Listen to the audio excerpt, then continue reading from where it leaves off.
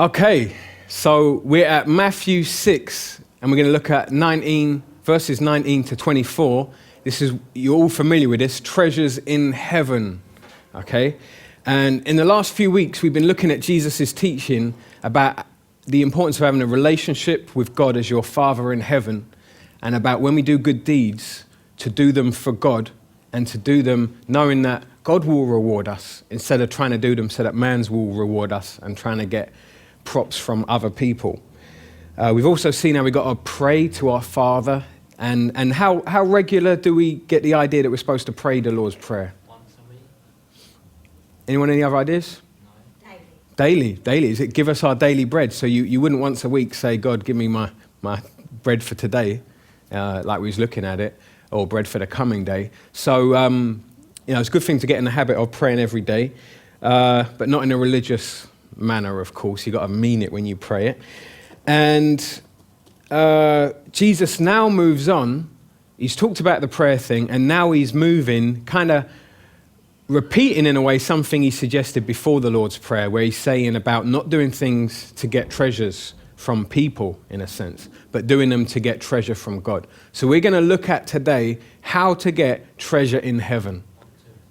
We're going to look at how to get treasure from heaven, and we're going to do a bit of personal examination just to check ourselves and see what kind of treasure have we been trying to build up in the last week. So to start off with, verse 19, it says, "Do not store up for yourselves treasures on earth where moth and rust destroy and where thieves break in and steal." Now, incidentally, if you look at this in the Greek, it rhymes and it's symmetrical. It is incredibly easy to memorize in the Greek. In the English, it's not so easy to memorize. So it helps us answer that question of how on earth did Matthew and the other writers of the Gospels, how did they remember what Jesus said? You look at it in the Greek, it's like, boy, that flows. You could remember that. If you're the kind of person that can remember the lyric to a song, then you would be able to memorize this in Greek. So I just point out, it's interesting that they appear to have a verbal tradition where they would actually say the teaching and repeat it, and they would memorize it. So it's quite interesting. Now, here we've got two problems mentioned.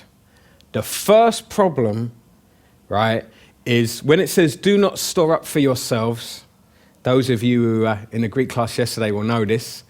It's a present tense, it's a continual action. What he's saying is, don't continually store up treasure on the earth, okay?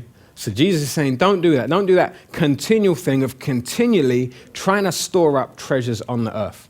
That's the first problem. The second problem he's showing is the location of where the treasure is. What's the location here? Earth, okay? So he's not saying it's wrong to store up treasures for yourselves. He's saying it's wrong to store up treasures on earth. Now, it's important to know he's talking about a continual action, because you might think, well, boy, I've worked this week and I've got money and I've put it in the bank. Is that wrong? Or you might think, you know what, I've just actually taken out an insurance policy for something in case it breaks. Is that wrong? Now, remember, this is talking about the continual act of it. So there's nothing wrong with being wise with your money and with your possessions, but when you're just continually doing this, trying to build up all these treasures, all these possessions, accumulate things for yourself on the planet, that is what Jesus is saying is wrong. And it's interesting, you see it talks about moth and rust, and it talks about thieves. Thieves could break in your house proper easy in Jesus' time. The wall to your house would be made of clay, okay? So you can imagine in the middle of the night, some dude is digging his way through your wall. You might think, I've got the toughest door in the block. No one's breaking through my door, and the guy just comes around the side of your house, he's digging in through the wall, gets in, and then they can take your strong box with all your valuables. So what some people did was they then got their valuables and they would bury them, or they would hide them in a cave. Obviously, you want to hope that someone else doesn't pick the same spot. Now, here's the problem. You bury it, you come back a few years later, you open it, and everything's rusted, and the valuable clothes you had, a moth got in and has eaten holes in them and this kind of thing. So your treasure is not as valuable as it was before. And this is what the problem that Jesus is letting us know about the location of the treasure. He's saying your treasure on the earth isn't really that valuable. And what we're going to see here is that the true value of any treasure is determined by its location. Okay? The true value of treasure is determined by its location. Here's an example. Have you seen those films where you got the gangsters and they say, oh, I'll do a deal, right? I want $10 million put in a Swiss bank account. Remember they say Swiss bank account, or they say the Cayman Islands. You know, they always do that. And the reason why is because they want to put it in a bank account where the Metropolitan Police isn't able to just have a look and see how much money you got in there. And the Inland Revenue isn't able to come and see how much money has he got? Why isn't he paying his taxes? Okay, so a Swiss bank account is much more valuable than a Putney High Street bank account, all right? Okay, so when you're putting your money in the Swiss bank account or a Cayman Islands bank account, that is of more value than your money that is in Putney High Street. If you put your money in Putney High Street and the police later decide that you've done something dodgy, they can seize that money. Okay, that money can go. Put it in the Cayman Islands, you've got more chance of keeping that money. But still, someone could break into the bank there, innit? Dig through the wall and rob it, yeah. So Jesus is saying, on the earth, any treasure you put on the planet Earth isn't as valuable as other kinds of treasure that we're going to talk about in a minute because it can go, just like that. And I know stories of that. I know stories of drug dealers who've had a serious amount of drugs hidden somewhere, and one day they go there and it's disappeared. And they're like, uh-oh, how am I going to pay the guy back for all this?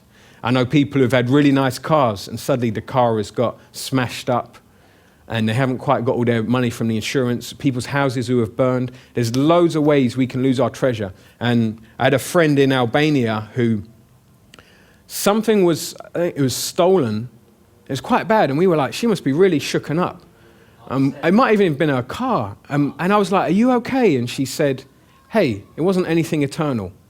And that's stuck in my head ever since. I'm like, wow, I'd like to be like that. Your car gets nicked. Someone says, are you upset? You say, hey, it wasn't eternal. It was going to rust eventually. Rust would destroy it. So, Jesus gives us a solution. He doesn't leave us hanging. He says in verse 20, but store up for yourselves treasures on earth where moth and rust... Whoops, sorry guys. Let me... Verse 20, I'm not making it up, I just read my wrong notes. Verse 20, Jesus gives us a solution and he says, but store up for yourselves treasures in heaven where neither moth nor rust destroys, but where thieves do not break in or steal. So when your treasure's in heaven, no thief is going to get in there. Okay, there's not a clay wall they can work their way through. I get the impression there aren't moths in heaven eating holes in your clothes. So any treasure that you've got in heaven is there to stay. It's better than a Swiss bank account, okay? You don't have to worry about it disappearing. You don't have to think, oh, all those treasures I built up in heaven, have they all gone to waste now? No, they're there. Nothing you do for God is a waste. Now, this is a repetitive action he's talking about. You Greek grammar students, it's an iterative present. Okay, so it's repetitive action. He's saying repeatedly store up treasure. Okay, repeatedly. So that's important to note because we can sometimes think, I've kind of done my bit. I really feel like I've done a lot of things for God and it's time for other people to start doing stuff for God now. I've done my bit. Maybe it's time to retire or take a bit of time out. But what Jesus is saying, no, you repeatedly should be storing up. The next thing is it's actually a command. It's the imperative tense. So it's not a suggestion. Jesus isn't saying, hey guys, it's a good idea. He's actually saying it's a command. And if we believe Jesus is our Lord, we should treat him as one and say, okay, if you're commanding me to build up treasures, I'm going to do it. So let's not walk away thinking it's a suggestion. It is actually a command. Now, we're depositing treasure in heaven when we do work for God. And we don't get that treasure right now, do we? It's not like you can say, okay, God, could I have a bar of gold, please? Or however it works in heaven. But we're depositing into our account, if you like, at the moment. One day when we're in heaven, we will receive the rewards of this. So sometimes it's hard because we want to see the rewards now. But it's worth it because one day you'll be faced with these rewards. And that helps us get through life knowing there's rewards one day. Now, the next bit tells us something about ourselves. The next bit says, verse 21, "For where your treasure is, there your heart will be also." That's quite deep. Where your treasure is, there your heart will be also. Now, there's a guy called Donald Hagner who says that in here, the heart is a metaphor for the center of a person's attention and commitment. So the heart is the center of your attention and your commitment. In other words, what you pay your attention to and what you commit yourself to. So if you look at what treasure a person stores up, you can tell what they put their attention on and what they commit themselves to. But before we all start looking around the room and thinking, oh, what do they pay their attention on or that? Let's look at ourselves and say, okay, what have I been doing? And the question I want us all to ask ourselves, myself as well, is where has your attention and commitment been this past week? For me, where has my attention been? And what have I been committing myself to in this past week? Ways you can find this out is thinking, how have I been spending my time? How have I been spending my money? And have I been focusing on God's kingdom or on my own personal kingdom? That's something to think about. Remember the Lord's Prayer last week? Yeah. And part of it was, may your kingdom come, asking Jesus' kingdom to come. Now, if you're building up a nice little empire for yourself on the planet, that's a hard prayer to pray. Because when you say, Jesus, may your kingdom come, you're saying, Jesus, my mortgage ain't going to be worth nothing. My car ain't going to be worth nothing. Little bit of money I'm trying to put in a savings account ain't going to be worth nothing. My gold chain ain't going to be worth nothing. My nice mobile phone ain't going to be worth nothing. My laptop is definitely not worth nothing. Please come. If you've been building up treasures on the earth, that's hard to pray because you're going to lose everything when he comes. But if you're building up treasures in heaven, then it's like, wow, Jesus is coming and we're going to be getting the benefits of these treasures soon. Now, I'm not saying that we pray the prayer because we're like, yeah, give me the treasures. We pray it because we want God to be glorified. But I just thought it's interesting that Jesus taught us this in the previous bit, and it's hard to pray if you're building up your own kingdom. Now, here's the application.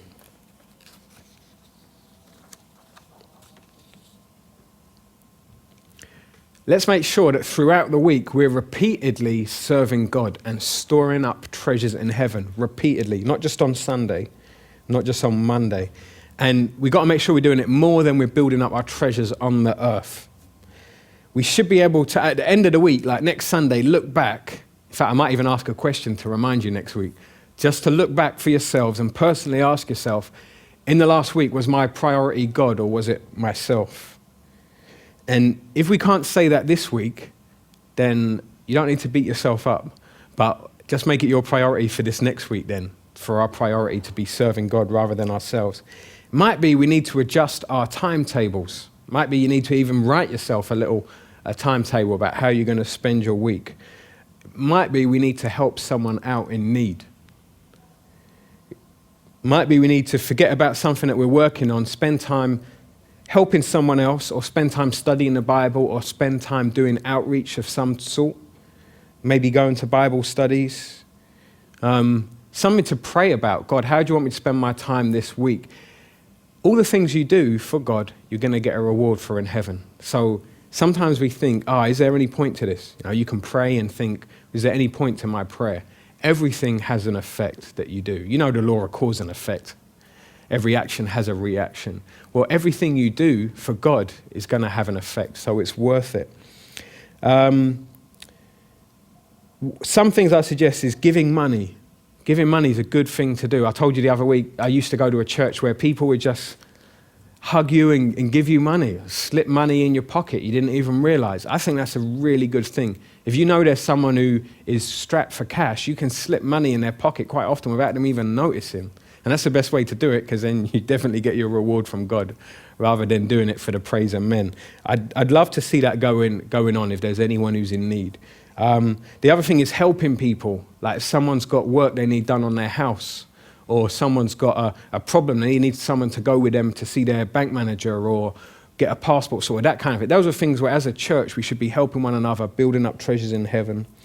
And the other thing is serving people in whatever shape or form. Yeah. And remember, it's a repeated action. So it's not like, well, I've done my bit now. We want to continually do it.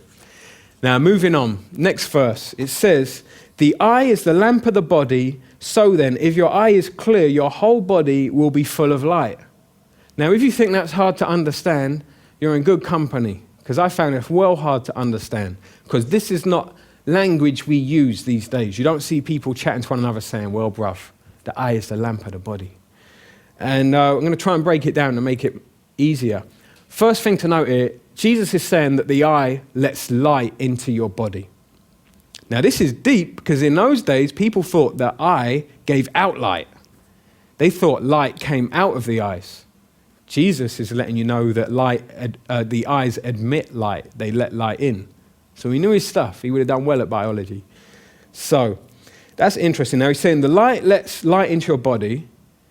And then he's saying a clear eye, if you've got a clear eye, your body will be full of light, which makes sense. But in those days, a clear eye would probably have been understood as a generous eye. A generous eye. So you can imagine a generous eye, wide open, it's going to let a lot of light in. You're going to have light in. A good eye is a generous eye. Now, in those days, people would have understood, he's talking about generous people here. Okay? So, what he's saying is, if you're generous, your whole body will be full of light. People talk about being enlightened. Jesus talks about being generous. And that is how you get enlightened. Okay, so your whole body will be full of light if you're generous. That will make more sense in a minute. Well, here you go. Put it up there. Being generous affects your whole life. He's saying whole body. You get the impression he's saying this will affect your whole life. Your outlook on life will have an outcome. If you've got a generous outlook on life, you will have a positive outcome in your life. Jesus is encouraging people to be generous here. Now, the next bit, the contrast, is in verse 23. He says, but if your eye is bad, and that can also mean evil, your whole body will be full of darkness. If then the light that is in you is darkness, how great is the darkness? Now, when he says bad eye, in those days, they would have seen this as being stingy. If you look in the Old Testament, do a search for when it says evil eye. And it's talking about being stingy. You find it in Deuteronomy and in Proverbs, evil eye. So they would have understood what Jesus is saying. We don't in 2006, but they would have been like, he's talking about a stingy guy. So he's saying if you've got a stingy eye, a bad eye, light isn't going to be able to come into your body. Now, if he's saying no light is let in. So you can imagine, if no light can get in through your eye, it's going to be dark inside, right? Like, whether you see or whether you're blind is all down to your eyes. So he's saying, if you've got a stingy eye, you're going to be dark inside. And seeing as the eye is the organ that's supposed to bring light in, how dark is it going to be inside? It's going to be very dark, because that is the way that the light comes in. So he's saying your outlook, if your outlook on life is a stingy one, the way you are with money, then you're going to have an outcome of spiritual darkness. Your whole life is going to be affected by this. Being stingy affects your whole life. And I think we know that's true because you never really hear people talk about a happy miser, do you? I've never heard anyone say that he's a happy miser. And you hear all these famous people that tragically commit suicide. And people are like, but they had all this wealth and they were famous. And you would have thought we got it by now, wouldn't it? You would have thought society would be like, hang on a minute, money doesn't bring happiness. And Jesus is telling us the truth here. So what happens is a stingy person loses their sense of true values. That's what happens. You've got stingy eyes, there's no light coming in, you're going to lose your sense of true values. And I've seen this in my own life, definitely. When I'm being stingy, I just really lose my sense of true values. I lose a biblical perspective on finances and money and how I should be to other people. And I start thinking selfishly about my own financial situation. And I completely lose what being a disciple of Jesus is about. So the application is we shouldn't be stingy. If we're going to be sons of the Father in heaven, then we shouldn't be stingy. We should be different to the world. And we should be honest with ourselves when we realize we are being stingy and instead be generous. So we can be generous with money. What's the other big thing we can be generous with? Time. We can be generous with time.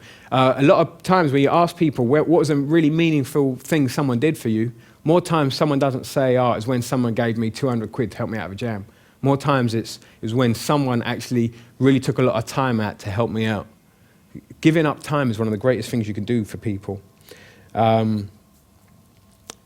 So that's that little saying, which is hard to understand, but Jesus now gives us another one which is much easier to understand. In verse 24, he says, no one can serve two masters, for he will either hate the one and love the other, or he will be devoted to one and despise the other. You cannot serve God and wealth. And you probably know in the New King James it will say mammon. You cannot serve God and mammon.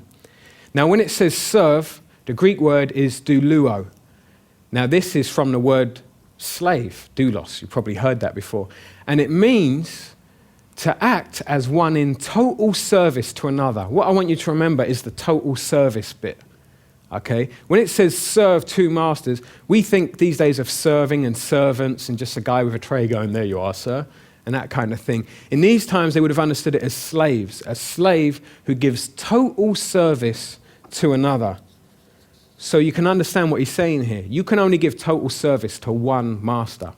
You can't give total service to two. It's not going to work. And it says, for he will either hate the one or love the other. It's a nomic future. Okay?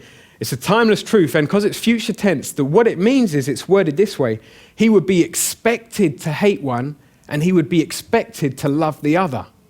Okay, there would be this expectation from the one of the master to love him and hate the other master. The other master would expect him to love him and hate the other master. Now, you might be thinking, love and hate, sounds a bit weird. Now, it's because we're not Jewish, and we're not from AD 30, okay? If we were, we would understand this is a Jewish idiom and it expresses your level of commitment. So the Jewish listeners would have understood when he says love, he means you would be completely committed. And when he says hate, it means you would be partially committed.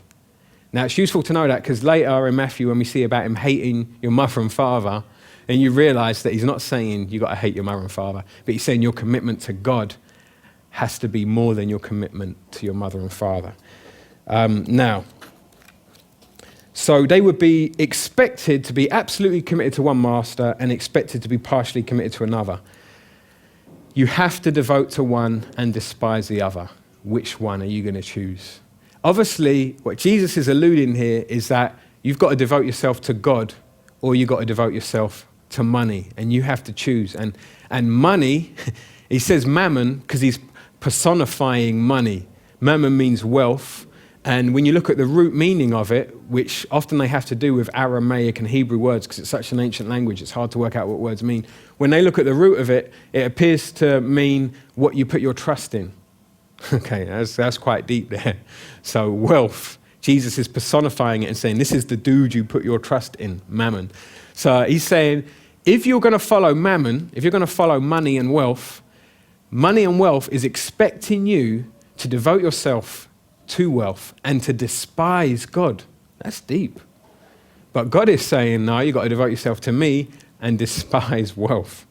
That's the choice you've got. And you could imagine the scene. If you had a slave who had two masters, one master would say, hey, do this job for me.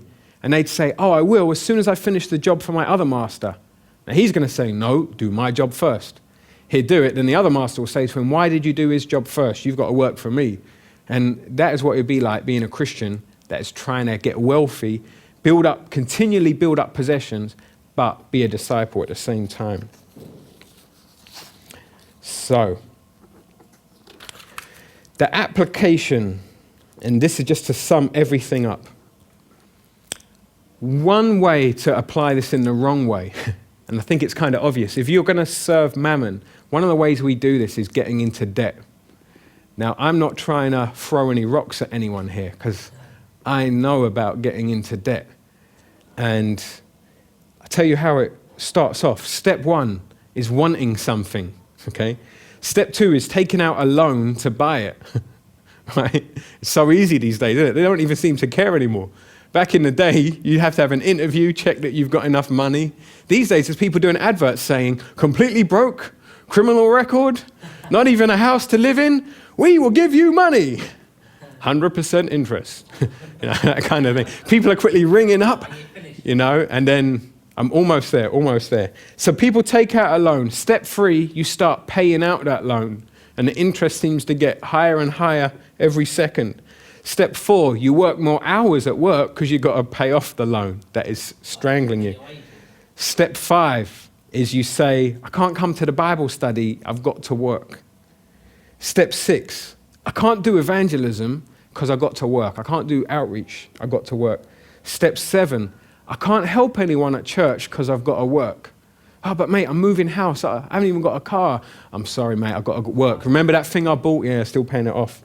Then step 8 is saying, I can't fellowship with other Christians because I've got to work.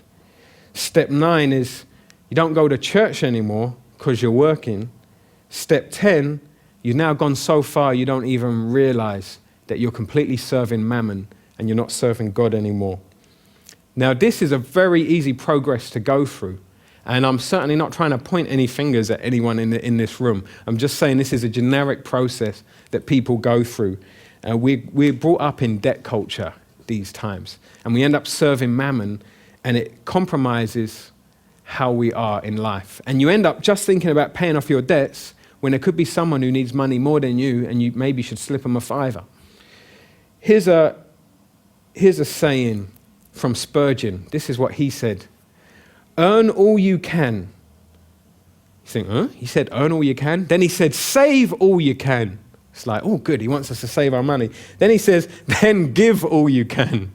That was Spurgeon's outlook. Earn all the money you can, save all the money you can, and then give as much money as you can away. Then he says, as the old gravestone said of the dead man, what I spent, I had. What I saved, I lost. What I gave, I have. Now, let me just break that last saying down. When he says what I spent, I had, he means the money that I spent, I had there and then. I don't have it now. Then he says, what I saved, I lost. So all the money I was saving in the bank, now I'm dead, I've lost it. It's still sitting in that account in Putney High Street, but I'm in heaven. It's no good. But this is a deep thing. He says, what I gave, I have. In other words, whenever I gave money to other people that needed help, whenever I gave time to people who needed help, whenever I served God with my life, now I've got this reward in heaven.